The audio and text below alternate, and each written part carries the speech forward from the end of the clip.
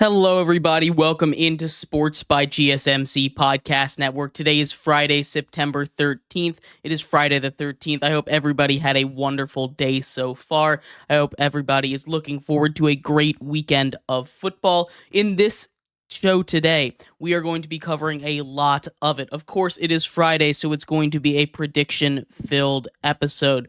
Before we do our predictions, we're going to break down that Thursday night football game between the Dolphins and the Bills, talk a little bit about the big storyline coming out of it today, which is Tua Tagovailoa and his injury. Then, of course, like I said, predictions. We're going to get into NFL predictions. We're going to get into some of the big college games, predict those. There's a couple of those tonight as well, so we're not just skipping a day of football.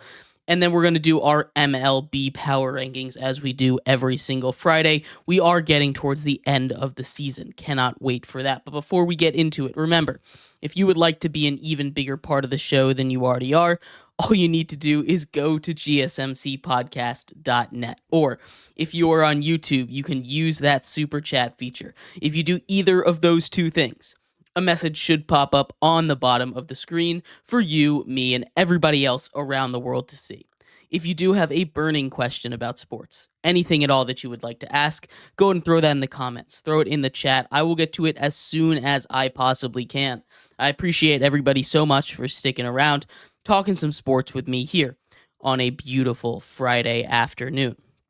But like I was saying, we are going to start off our show today talking about Tua and the Dolphins. The Dolphins, before we get into Tua, obviously that is the big story coming out of that game. Tua Tagovailoa sustains another scary-looking concussion, and we will break that down. But before we do, I want to talk about the game itself. Obviously, like I said, Tua is the big story, but the Bills absolutely dominated Miami, with or without Tua in that game. They win 31-10. And I want to put a little bit of a spotlight on a Bills defense that I personally have been kind of putting down a lot this season. They went and they played the Cardinals. The Cardinals offense went off on them. And I know the Bills have been very good against the Dolphins, a division opponent. You generally have a better understanding of what they're going to do, especially if they have some kind of continuity like the Dolphins have. You have a better understanding of how to attack that offense. But when we were previewing the game yesterday, I said the winner of this game would be the one whose defense makes the plays. Now, I incorrectly said it was going to be the Dolphins' defense that makes those plays. I'll take that on the chin. I was wrong. It was the Bills' defense that made those plays. They intercept Tua 3 times last night. The first one wasn't really his fault, throwing to Du Bois, who buried all the way down there on the depth chart. It kind of bounces off of his chest into the arms of a defender. Not the greatest throw, but it was a good timing throw. It hit him in the chest. He should have caught it. Not Tua's fault. Defense makes a great play on it, sets them up for the first of 3 James Cook touchdowns on the day on a little swing pass on 4th and 3. His second interception, he overthrows Robbie Chosen, formerly known as Robbie Anderson. He just overthrows him. There was a little bit of a miscommunication. He kind of settled down instead of kept on going. Again, I'm not going to say that's entirely on Tua. The last one, that is on Tua. He was trying to throw the ball away, didn't get enough juice on it, ends up being a pick 6. So that's 3 turnovers, leading to 17 points for the Bills. If the Dolphins play clean football, this is a 14-10 game, and we're looking at a very different story right now. As opposed to a 21-point loss, it's only a 4-point loss. Now, offenses outside of the 2 running backs on their teams weren't very effective. Now, the Dolphins, again, they didn't have Tua for a little over half the game, or a little under half the game, right? But Skylar Thompson looks solid. We've seen Skylar Thompson come in and do his thing before, played in a playoff game against these Buffalo Bills, took them down to the wire. Skylar Thompson is a quarterback that can sustain this Dolphins team, not to the same level, but they can continue to be a productive offense under him, especially if they have time. The Bills' offense I was a little concerned by. And again, maybe that gives props to the Dolphins' defense. Maybe I should be doing that. But outside of James Cook, they weren't able to get really much going. Josh Allen didn't do a lot with his legs, and that was probably part of the game plan that they stressed after he took a couple of hard hits in the game in week 1. but he didn't do much with his legs, which is a big part of that offense. Now, James Cook, like I said, went off 3 total touchdowns, that 49-yard run to really open the game up in the second quarter. But then we get to the third quarter. All props to the Bills. Tua and the Dolphins are driving. 5 minutes to go in the game. Fourth down. They need a conversion. Tua runs for it. Collides headfirst with DeMar Hamlin. And at first glance, you look at that hit and you say, hey, it didn't look that bad, right? It wasn't helmet to helmet. It wasn't like any kind of massive thing. Tua just lowers the shoulder, tries to go into him, and he takes the worst of the blow.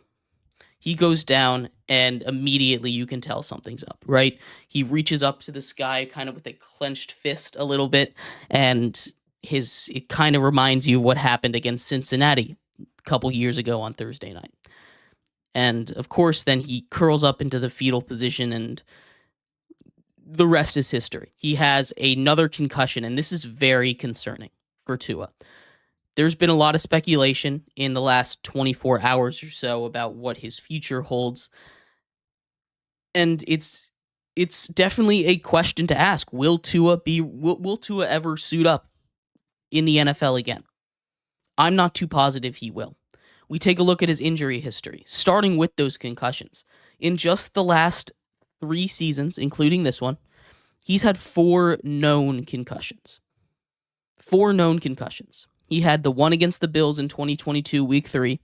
Then, of course, the one on Thursday Night Football against the Bengals a week later, where we saw him have to get carted off the field. And then another later on that year against the Packers, where his head got slammed against the turf. That's 3 in 1 season. He was talking about retiring after that year. Family was saying, hey, maybe you retire. Instead, he comes back, puts up a great year, earns money, gets paid that contract in the offseason. Then just 2 weeks into this season, he gets another concussion. But it's not just concussions he's had to go through. At Alabama, he had that hip injury. He's had to deal with a bunch of different physical ailments throughout his entire career. If I am part of his family, and this is how I'm looking at it. If I'm part of Tua's family, I don't think I want him back on that field. He's a guy that, by all accounts, seems to be a great person on and off the field. You just don't want to see him get hurt anymore. And it's coming to that point where every time he runs, every time he takes a hit, he's just more likely than anybody else in football to get a concussion, because that's how it works. The more concussions you have, the more likely you are the easier it is to get one, right? And there's some kind of number. I don't have it up in front of me. I think it's 4 or 5 concussions where the risk of developing CTE is just massively exponentially higher. And he's either at that point or he's getting to that point.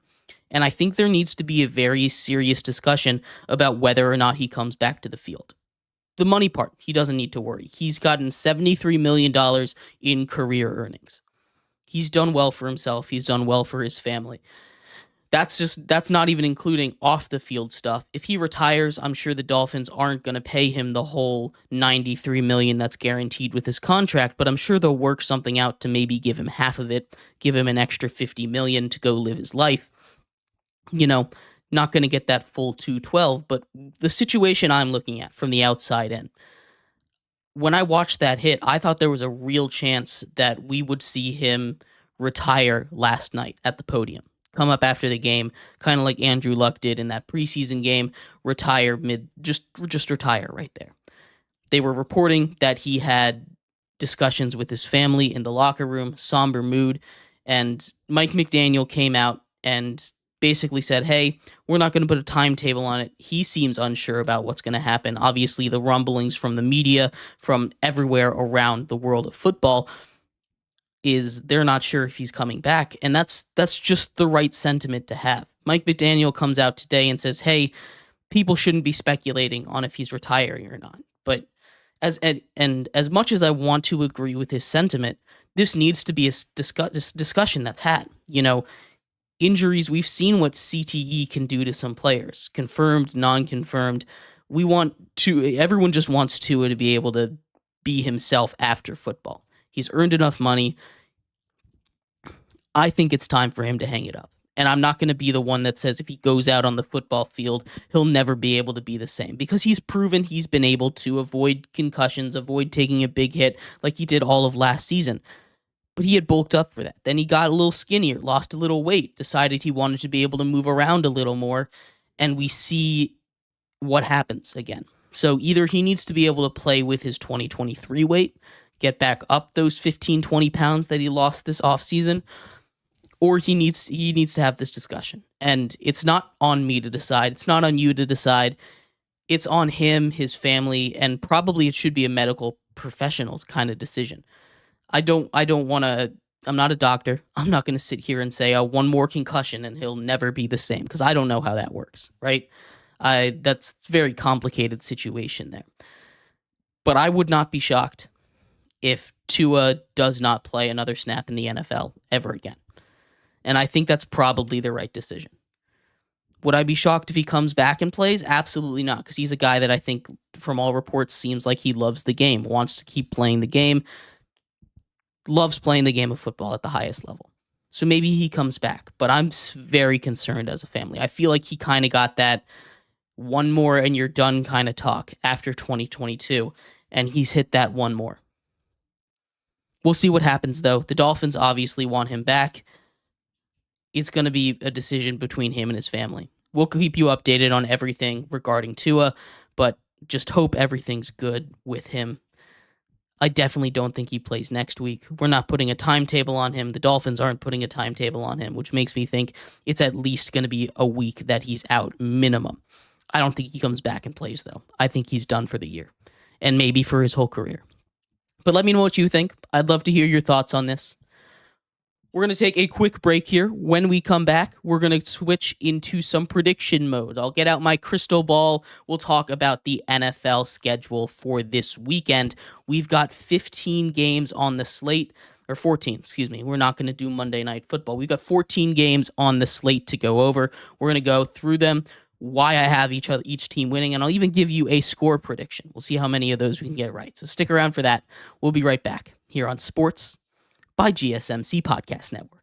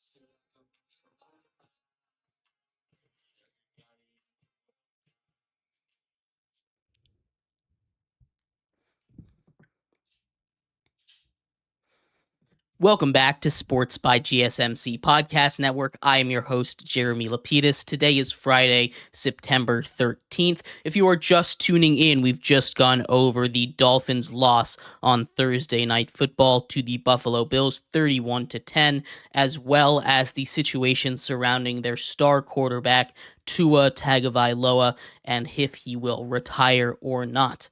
In this segment, we're going to get our crystal ball out, do some prognostication, some predictions, talk about the NFL schedule for this weekend.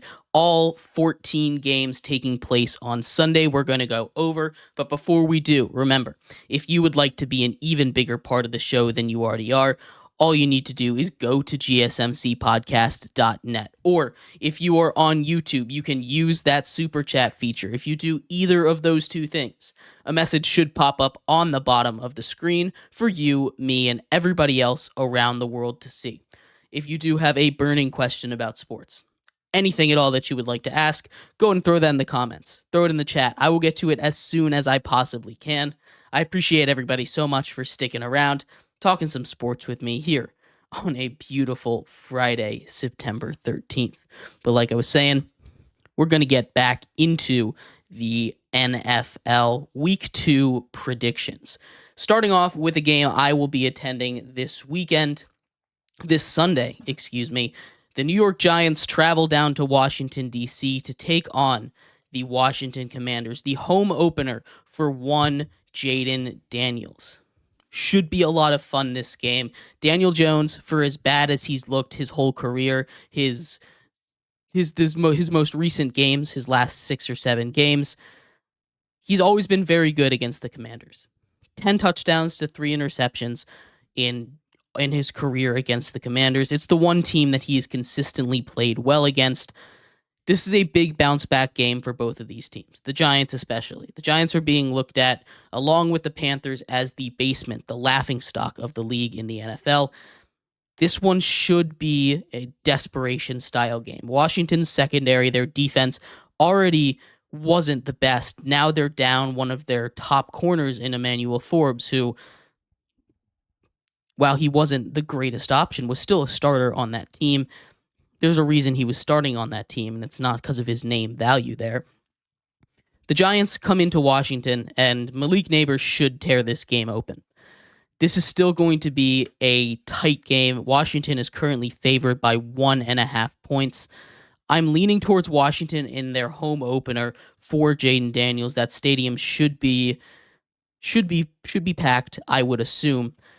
I'm leaning towards Washington getting this win just because, you get that momentum from your rookie quarterback in its first game, and that Giants defense, that secondary, hasn't been able to stop much.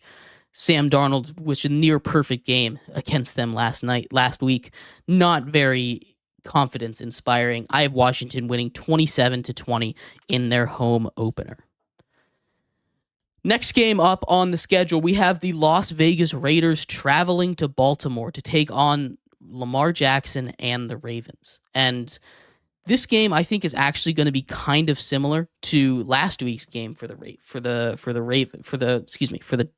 Raiders. The Raiders played the other Harbaugh brother, Jim Harbaugh, in his opener as a coach for the Chargers, and they ran the ball down their throats. And I think if Baltimore is smart, that's the exact same thing that they'll do. Derrick Henry should get a whole bunch of carries. That was when they looked their best against the Chiefs, when they were running the ball with Derrick Henry effectively.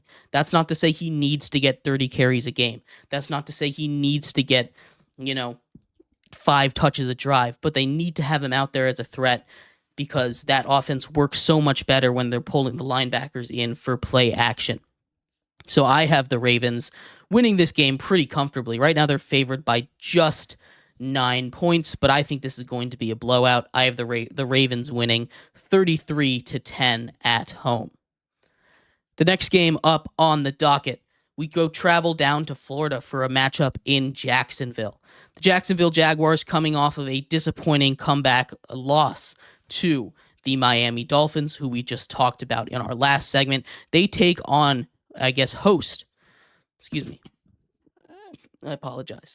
Watson and the Cleveland Browns. Deshaun Watson comes in off of just a terrible game. He's arguably the worst quarterback in the entire NFL right now. That offense for Cleveland isn't going to be able to get much done, although this isn't a great secondary in Jacksonville. That Cleveland defense should keep this close. That being said, I'm still leaning towards Jacksonville. Currently, they're favored by 3 points. I think this is one of those games that's going to come down to the wire, a last-second field goal. I have Jacksonville taking this one by a score of 16-14 over the Cleveland Browns.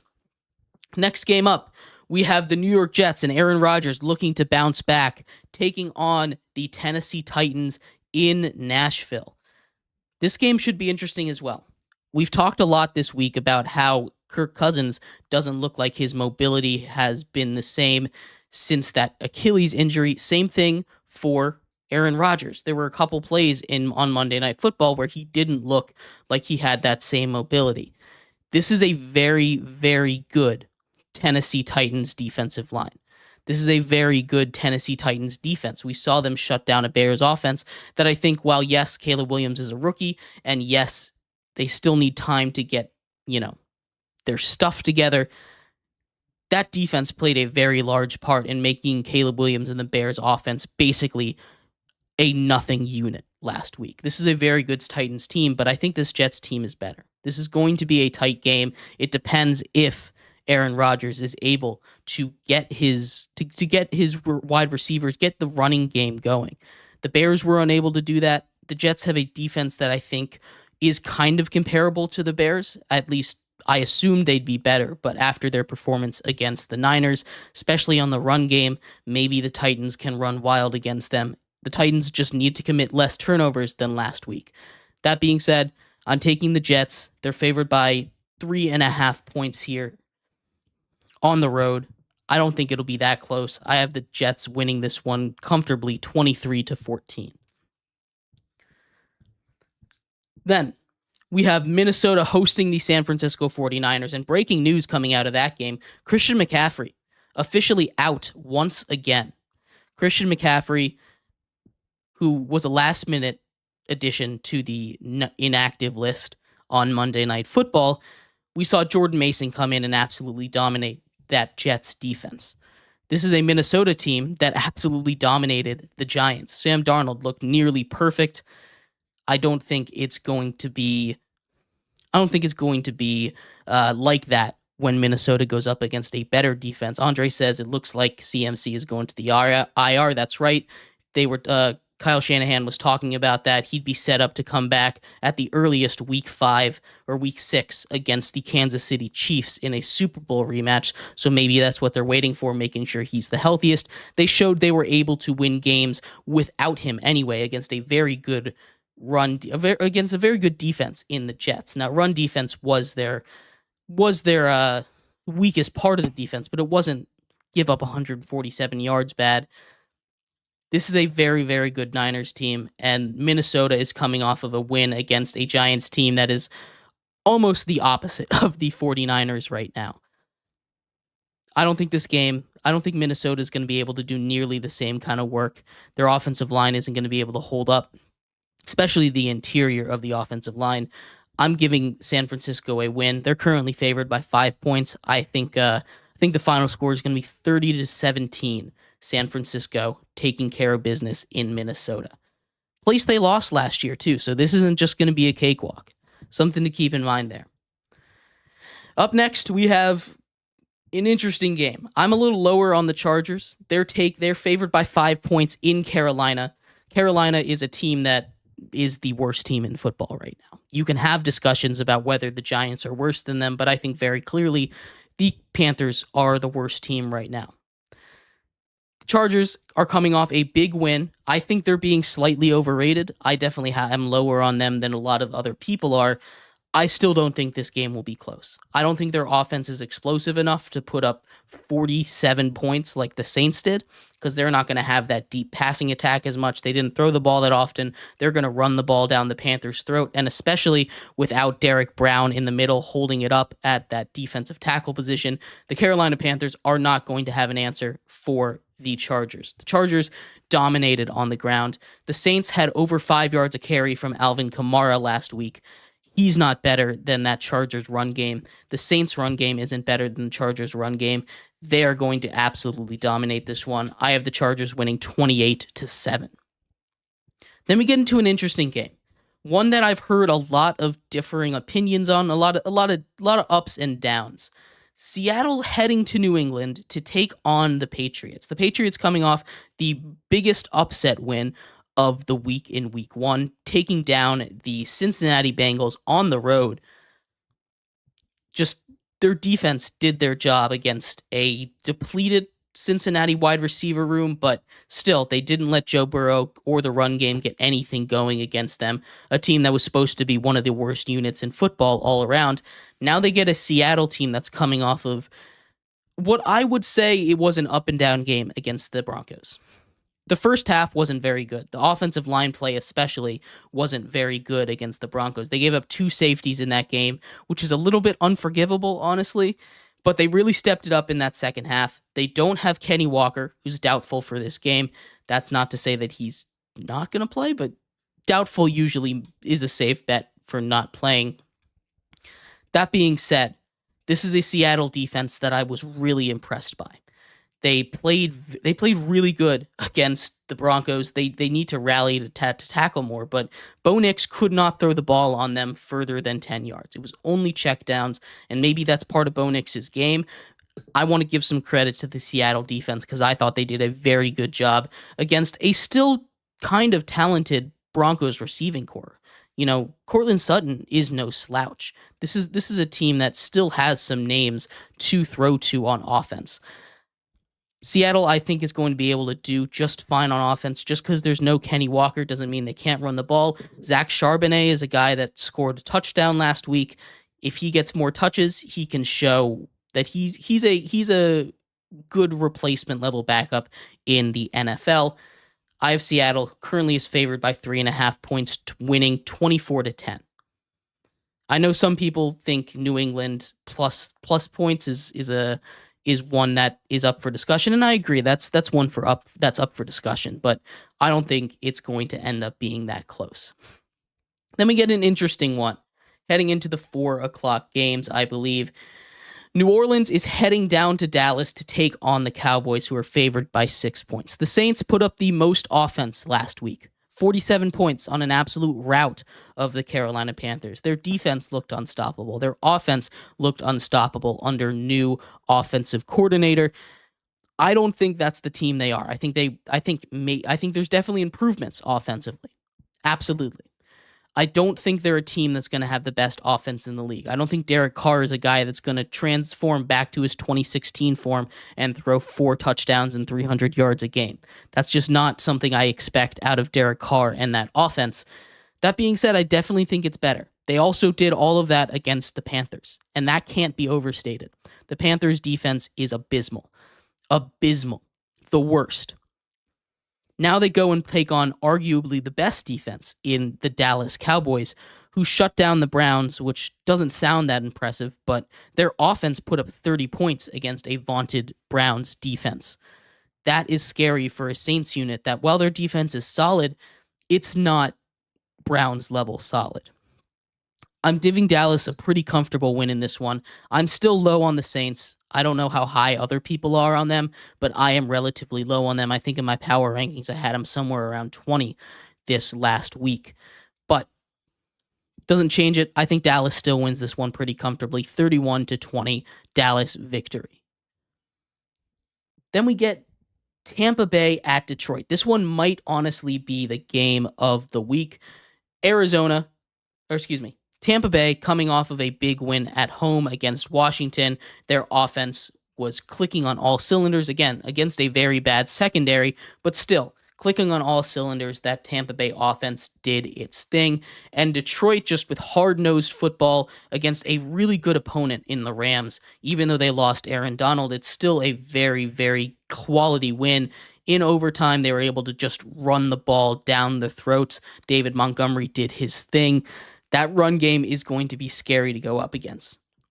They do have to go up against Vita Vea, who might be one of the best run stoppers in the entire league, though. So, that being said, I think this game is going to be a barn burner, honestly. I think it's going to be very similar to the one we saw on Sunday Night Football, with both of these teams going on their own runs, keeping it close most of the game. Defense is kind of dominating a good portion of it there in the middle. Detroit's currently favored by a touchdown and a half, so 7.5 points. I'm going to give this one to Detroit, but I think it's going to be a closer game than the spread entails. I give it 28-23, Detroit with another tough victory, this time at home. Then we get an interesting one. Indianapolis favored by 2.5 points on the road heading up to Lambeau. And this one's interesting, not because I think this will be particularly close, but because Jordan Love is still questionable for this game.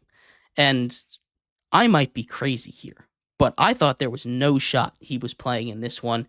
There's still some whispers that he might. Maybe this is just posturing for the Green Bay Packers to, try and get him in there if they can, because they don't want to start Malik Willis.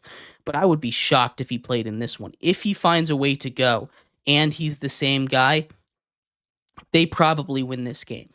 With Malik Willis in the game, I have no faith in this offense. That Colts defense is good enough that if they key in on the run, they key in on all the Green Bay weapons, they should be able to, at a minimum, slow them down. And I don't trust Malik Willis with his accuracy. I think he holds the ball too long in the pocket. I don't think he's an NFL-level quarterback if he's out there.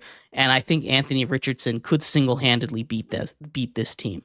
We saw their defense kind of look human against a very, very good Eagles offense. But still, they gave up a lot of points, a lot of yards. I need to see more out of that defense. I don't think that defense is going to be good enough to win games with Malik Willis at quarterback. I think the Colts win 26-6 in this one. Then we get another game that I think might be worthy of being called Game of the Week. The Arizona Cardinals host the Los Angeles Rams. The Rams are riddled with injuries, but this Cardinals defense is awful. This Cardinals defense is one of the worst in the league. They're still favored by 1 at home. This is going to be a barn burner. Lots and lots of offense. Just going up and down the field, kind of like the Cardinals game was last week. I think the Rams get the victory in this one as well. 34-28, a similar score with the Bills. Anthony asks, hypothetically, if you were the ownership, GM, and the head coach of the Dolphins, would you force Tua for his own good to retire? I wouldn't force him to retire. I would recommend him to retire. We talked a little bit about this in the first segment, but if I was his family, I would urge him to retire. I'm not going to be the one to make that decision for him. That's one he has to make or a doctor has to make. If I'm the GM or a head coach of the Dolphins, I want him back, selfishly. Again, I think it's best that he retires. I think he probably will end up retiring, to be completely honest with you.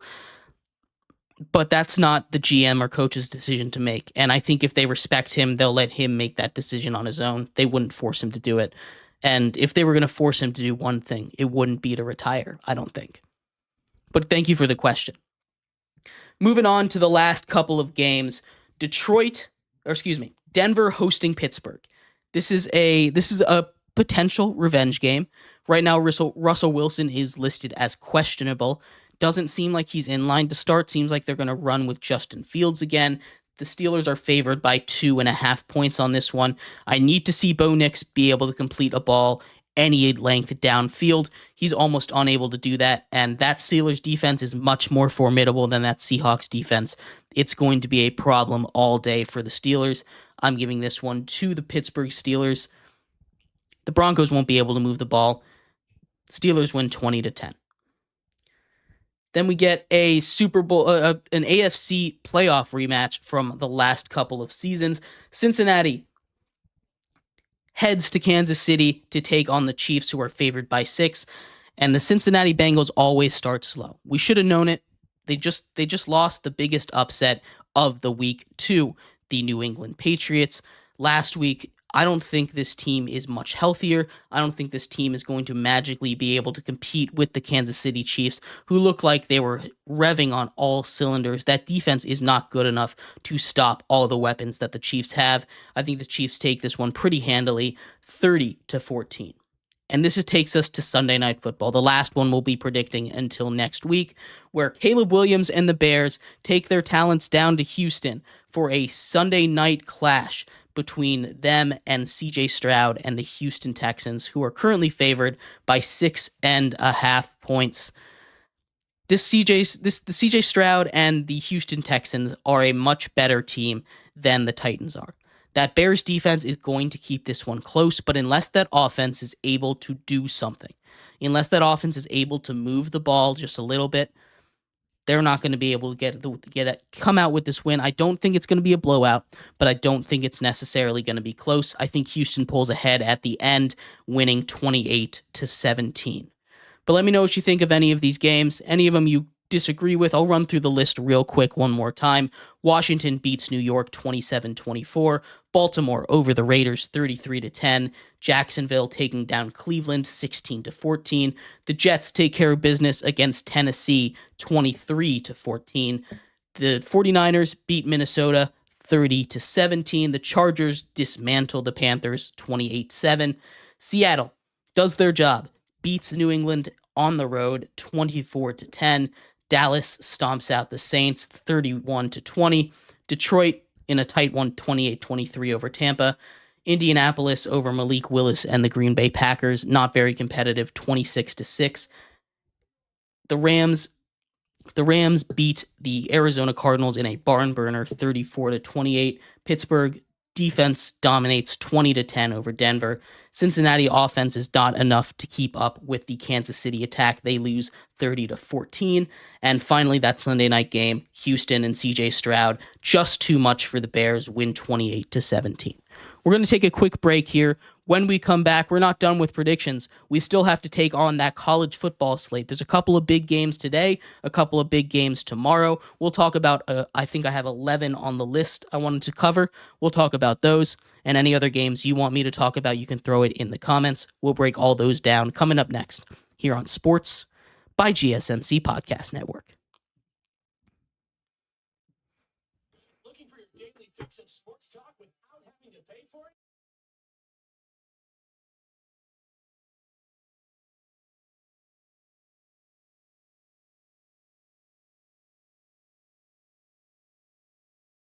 NBA, MLB, MMA, UFC, fantasy football, and so much more. GSMC Sports Network has shows running all day long, with new sports shows starting every 2 hours. Just like on your favorite cable sports channel, except GSMC Sports Network is absolutely free. Just search GSMC Sports Network on YouTube to catch one of your new favorite shows, like the GSMC College Football Podcast, Chip Shot Football Podcast, Hoops and Heels Women's Sports Podcast, GSMC Basketball Podcast, and so many more. Check it out for yourself. GSMC Sports Network, now available on YouTube, absolutely free. Search GSMC Sports Network on YouTube.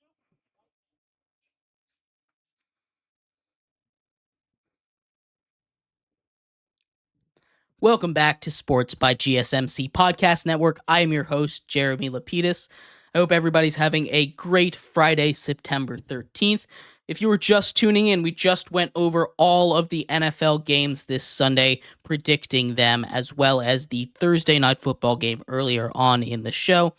In this segment, we're going to do the same thing, but for college football. There are 11 games from tonight and tomorrow that I would like to go over. Some upset picks, some tight games, some of the biggest games of the weekend. But before we do, remember, if you would like to be an even bigger part of the show than you already are, all you need to do is go to gsmcpodcast.net. Or if you are on YouTube, you can use that super chat feature. If you do either of those two things, a message should pop up on the bottom of the screen for you, me, and everybody else around the world to see. If you do have a burning question about sports, anything at all that you would like to ask, go and throw that in the comments, throw it in the chat. I will get to it as soon as I possibly can. I appreciate everybody so much for sticking around, talking some sports with me here on a beautiful Friday afternoon. But like I was saying, we are going to get into the college football schedule, a couple of big games that I wanted to go over, couple of upsets, starting with the two games tonight. I think both of these have the chance to be really good. The first one, UNLV taking on Kansas in Kansas. Kansas favored by 9.5 points currently. Kansas just dropped a game to Illinois, dropped them out of the top 25. They started off the season at number 22 overall in that AP poll, climbed all the way to number 19 before losing last week to Illinois. This UNLV team, we did a ranking of my top 5 group of 5 teams, the T5, G5, if you will. They came in at number 2 for me. They absolutely demolished Houston, another really good group of 5 program. We'll talk a little bit about what that means for some other games later on. Absolutely dominated them, coming off of some of their best seasons in their entire history, some of their best seasons since they got reprimanded by the NCAA back in the 80s.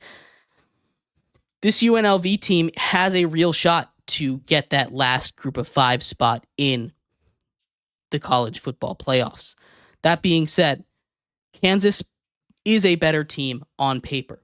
This is going to be a tight one, I think. And I think Kansas will win this game regardless. What's going to determine how big a margin it's going to be is going to be the turnovers. Kansas has had a very big turnover problem. They turned the ball over 4 times against Illinois, which is why they ended up losing that game in a tight 1-possession game. If they're able to keep the turnovers down to 1 or less or win the turnover battle, I think they win this game pretty handily. If they keep playing sloppily like they've been playing these last 2 weeks, getting away with it, UNLV will keep it close. I don't think they're going to quite have enough to take the win. This might be a really high-scoring game and might be it could have a lot of points on the board, but right now I have Kansas winning 31-24. The other game tonight, and maybe the best game of the entire week, takes place in Kansas State. The number 14 Kansas State Wildcats are hosting the number 20 ranked Arizona Wildcats. Wildcat on Wildcat action. Arizona currently has the longest win streak in the FBS after Michigan lost last week. Kansas State is 12-3 in their last 15 home games. That's dating all the way back to 2022. This is going to be a tight game. The Arizona offense is going to be awesome. You have T-Mac, Ted McMullen. This guy absolutely went off week 1. You have quarterback Noah Fifita, who I think should be in some Heisman conversations. He's a very, very good quarterback. This Arizona offense is going to be great. The question comes with Kansas State. We saw them kind of get bailed out by the refs last week against a very good Tulane team, a game that I think they probably should have lost. They played like they should have lost. This is a Big 12 on Big 12 matchup. It doesn't count towards the conference schedule because it was scheduled before the Pac-12 disappeared. Andre asks, is T-Mac my number 1 wide receiver in this class? I think so. I mean, it's hard to ignore what he's been doing. There's some competition for him, but I do think he's the number 1 right now. It's not laid down in gold, perfect for the rest of the season, but for now, yes, he's the number 1 in the class. But this is going to be a question of, can Kansas State play like they're ranked? These two teams are going to be fighting for a lot in the Big 12, maybe even meeting up in the Big 12 final if Utah doesn't have their quarterback, right? I think Arizona, while their defense is not very good, I think their offense is going to be enough. I really was concerned by the way that Kansas State played, and against Tulane, I really thought they should have lost that game. They were very, very undisciplined, and they weren't able to get much going until the second half. If you do that against Arizona, you're going to be in trouble. I think Arizona wins this game in another barn burner, 38-34. Then we turn our attention to Saturday, and there's a couple of big group of 5 teams. Again, I talk about my top 5 group of 5 teams. Memphis is up there as well. Memphis takes on Florida State, a team that was ranked as high as number 10 entering the season. Lost both of those games, had a bye week. FSU has been awful all season long. And not just all season. In their last 6 games, they're 1-5 against the spread. Right now, they're favored by 7 points. Memphis is a dangerous team. Florida State has been unable to win in the trenches, either both offensively and defensively. They need to be able to get some push against a good Memphis team that will run the ball, will score the ball on you, and their defense is nothing to scoff at either. I haven't seen anything out of Florida State to make me believe in them. At the minimum, I think they win. At a minimum, I think this game is less than a touchdown at the end of it. Memphis plus 7. But I think Memphis is a good enough team to pull off a full-blown upset in this one. I have Memphis winning 28-17. I think Memphis is a better team than Boston College, and Boston College was able to go into Doak and win.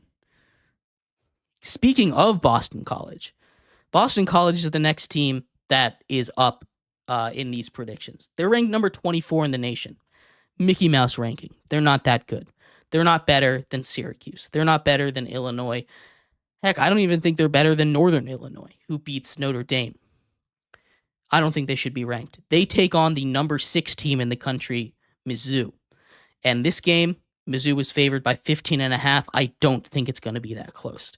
Like I said, I think Boston College is overrated. I think Memphis is better than them. I think that they only are up here, and they really are only up here because they beat Florida State, who had a fancy ranking of number 10, which they shouldn't have even had because they had already lost to Georgia Tech at that point. Barely counts as a top 10 win. Boston College should not be ranked. Missouri should destroy them. I have them winning 41-23. Then we get a couple of rivalry games. Number 9, Oregon, favored by 16 points on the road against Oregon State. The Ducks have been maybe the most disappointing team all of college football. They started off as the number 3 ranked team in the nation. I thought they were really going to be a team that could compete for a national championship this year. Instead, they come out flat against Idaho, only win by 10 points, nearly lose to Boise State, who I think is a very, very good team. Ashton Genty is a guy that should be in Heisman conversations, absolutely is right now. But they're going up to a stadium in Oregon State that has a very big home field advantage. It's a rivalry game, which always makes it close. This is a 16-point spread. I think that's way too much. I still think Oregon is good enough to take care of business. It's not like they haven't been able to play good football. Dylan Gabriel has an 83% completion percentage to the first 3 games. He's putting up just numbers. If you take a look at the box score, over 300 yards in both of those games. Their defense hasn't been good enough. Their offensive line hasn't been good enough. I think they're going to start to get it going. I just think it'll be tight again. Oregon wins this one 34-24, maybe even closer than that, but 16 is way too big a number to go up against a rival, I think. And the other Pac-2 also has a rivalry game, as Washington is hosting Washington State. This time, I think Washington State pulls off an upset. Washington hasn't been really that inspiring this year. Washington State offensively has looked a lot better, putting up 70 points in week 1. Again, week 1 doesn't really count too much, but their offense has looked awesome. I think they win this one in a close one, 31-28 in another upset. Then we get Tulane. Tulane, who, as I said, looked really, really good against Kansas State. They were very impressive to me. Darian Mensah reminded me so much of Jordan Love. Shades of him, the way he throws, the way he runs, just the way that he plays football. Looked just like him to me. He also has some great receivers over there. Tulane is a very, very good group of 5 team.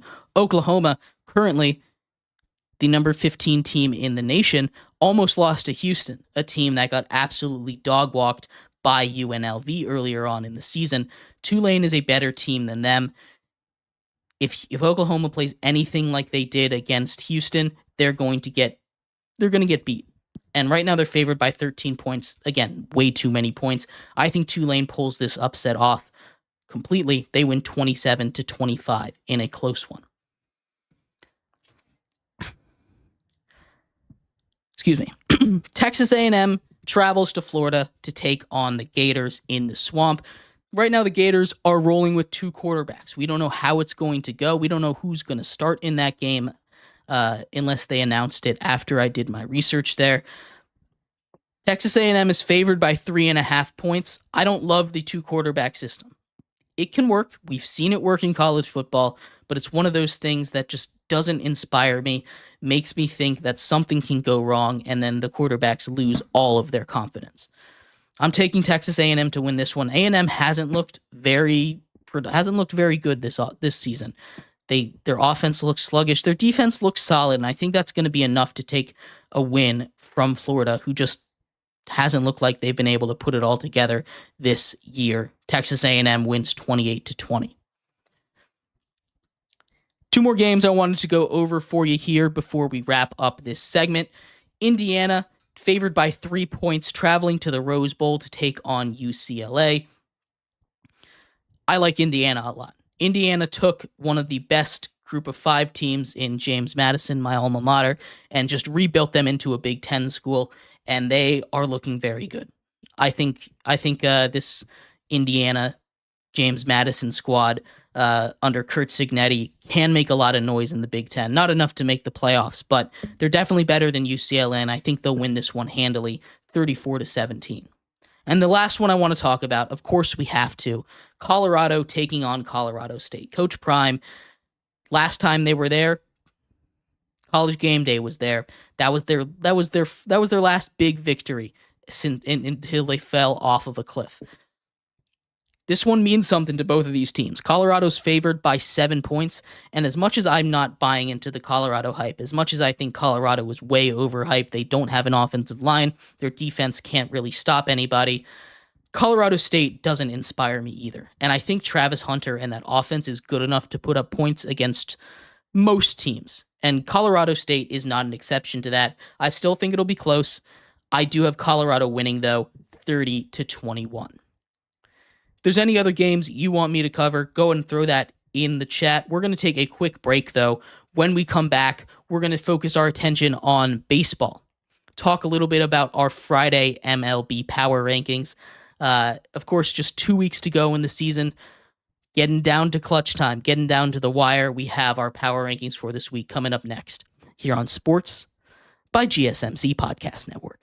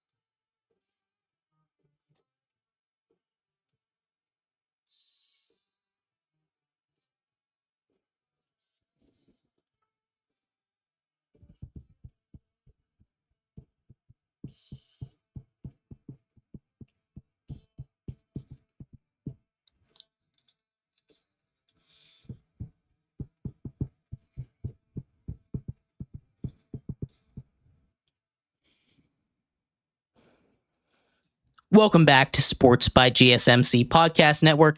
I am your host, Jeremy Lapidus. If you are just tuning in, we've just finished going over the college football slate, a couple of the upsets that I have for this week, along with a couple of just the big name games that are taking place in college football tonight and tomorrow, as well as the NFL slate we went over earlier as well. In this segment, we're going to finish off the show talking about the MLB. It is Friday, and that only means one thing. It is time for the Sports by GSMC Podcast Network MLB Power Rankings. But before we get into those, remember, if you would like to be an even bigger part of the show than you already are, all you need to do is go to gsmcpodcast.net. Or if you are on YouTube, you can use that super chat feature. If you do either of those two things, a message should pop up on the bottom of the screen for you, me, and everybody else around the world to see. If you do have a burning question about sports, anything at all that you would like to ask, go and throw that in the comments. Throw it in the chat. I will get to it as soon as I possibly can. I appreciate everybody so much for sticking around, talking some sports with me here on a beautiful Friday afternoon. But like I was saying, we're going to get into the Sports by GSMC Podcast Network MLB Power Rankings. Hot off the press today, September 13th, Friday the 13th, spooky day in the MLB. No games have been going on, so none of this information is going to be out of date. Starting at the bottom, there are currently 4 teams who have been officially eliminated from the MLB postseason, starting out with number 30, of course, the Chicago White Sox. The White Sox currently on pace to, of course, have the worst record in MLB history. Currently sitting at 33-114. They only need to lose 7 more games to reach that mark. It's not really a question of if, it's a question of when at this point. Currently on yet another losing streak of just 3 games this time. They're 2-8 in their last 10. I can't wait to see when they get there, who they do it against. probably happens maybe even next week if they lose enough games. We'll see about that, though. At 29, the Miami Marlins. Another team that's been eliminated. Their season kind of went down the drain immediately. Injuries, they traded away their best players. They also have been eliminated from the MLB postseason, along with these next two teams, the Rockies and the Angels. All of them officially eliminated from the MLB postseason. They sit at the bottom. A couple more teams are going to join them next week, including my Washington Nationals, sitting at 26. Future looks bright there, but the present is bleak. Doesn't really matter. They're a scrappy team. They're going to keep fighting hard. I believe this team has a good future ahead of it, but for now, they sit at the basement with the Oakland Athletics, who are also just about to meet their doom as the next teams eliminated from the MLB postseason. At 24, we have the Reds. The Reds are a very disappointing team because they have so much talent. Elly De La Cruz is the best at stealing bases in the league. Had a real conversation about being in the NL MVP race at least halfway through the year before he kind of slowed down a little bit. He might swipe 70, 80 bags at this point if he goes on a little bit of a tear, but he is out of that conversation. This is a team that is injured yet again. If they can stay healthy, I think they have a real shot to make some noise next year. The Pirates up one spot to 23. They've just kind of been hot recently. Schedule, just that's who they play. None of these teams are making a lot of noise. The Blue Jays stand pat at 22. Again, not a very good team. Vlad Guerrero Jr. looked really good in that second half, but not good enough to make this team any kind of threat for the postseason. The Giants, they did not fall 4 spots. I forgot to change that. They sit exactly where they were at 21 like last week. That is my fault. The Giants have probably the third runner-up in the NL for MVP in Matt Chapman. That's just kind of the situation we're at in the NL, but they're just not a very good team at all. The Rays, similar situation. They've punted to next season. Junior Caminero looks really good at third base. Hopefully, they are able to bounce back after 1 year down. The Rangers also fall 1 spot to number 19. Again, a really disappointing year, be that due to injury. Corey Seager goes on the IL. He's officially done for the season now.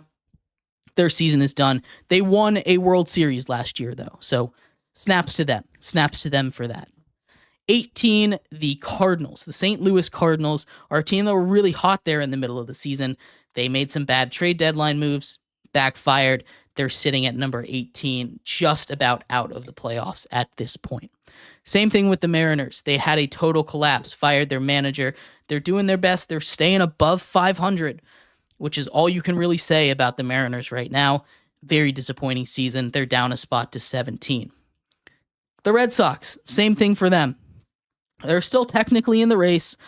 They're tied with the Mariners right now, but they're just about out of it. They're kind of out of juice there. The Bats just don't have what it takes to be a team to make a push to the postseason. The Cubs are the only team outside of the Braves right now that aren't in the NL, that are still in the race in the NL right now.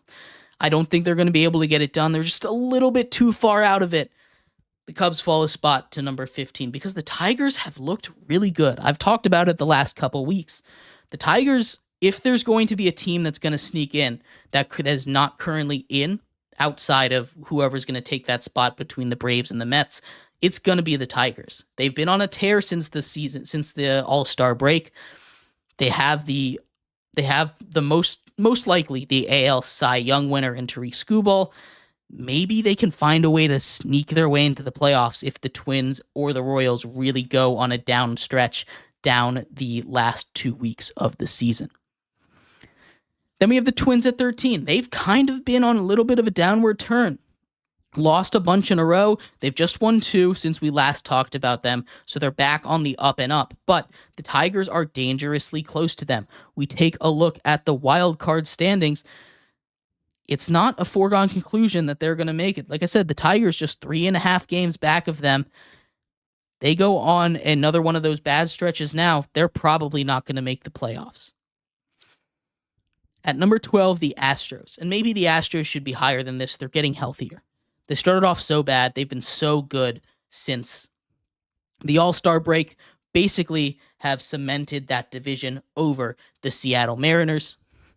The Astros are all the way back. Never doubted them for a second. The Royals at 11, again, had a little bit of a down stretch at the end of last week, but they came back up. They've been a lot better this week, 5-5 over their last 10, but they just came off of losing 7 straight, so that is a much better look for them. The Braves and the Mets stand pat at 10 and 9. They're battling for that last wild card spot in the NL. They've been hotter than just about anybody else, especially the Mets, 8-2 over their last 10. Francisco Lindor cemented himself in that NL MVP conversation with Shohei Ohtani. It's going to be tight. We'll do awards later on, either next week or the week after. Padres fall a spot. The Diamondbacks would climb a spot. That's just where they are in the standings. Both of these teams are pretty, in my opinion, undisputedly the 7th and 8th power ranked teams.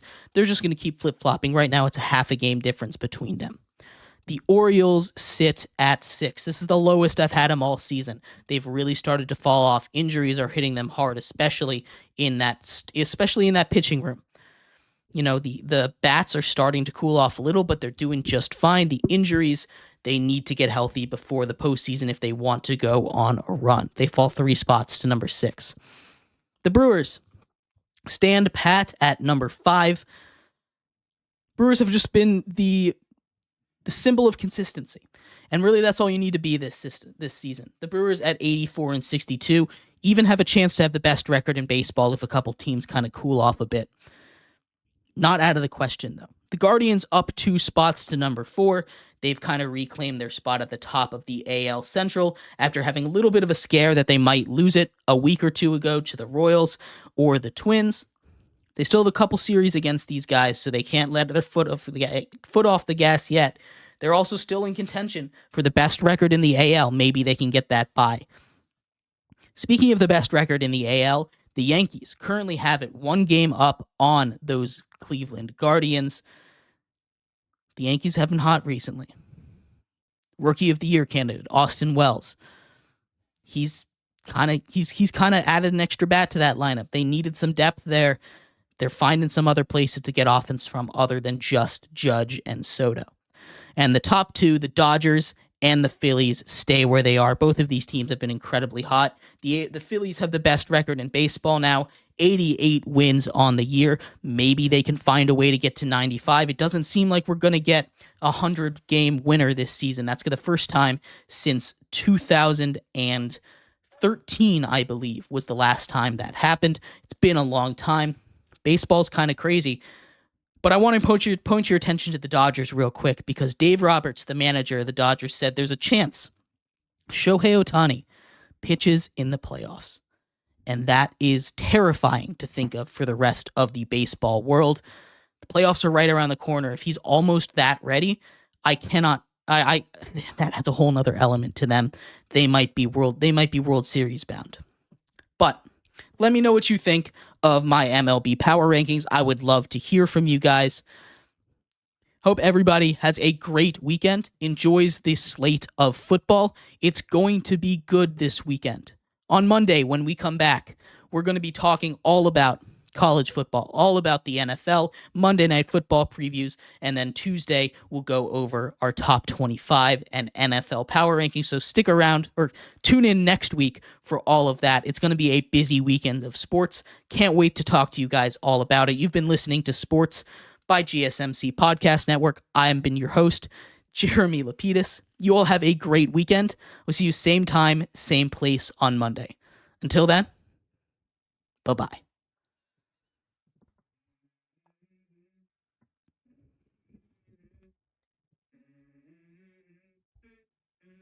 Let's go. I wake up, I feel like it's gonna be a bad day. I'm tired of shit and the coffee ain't hit.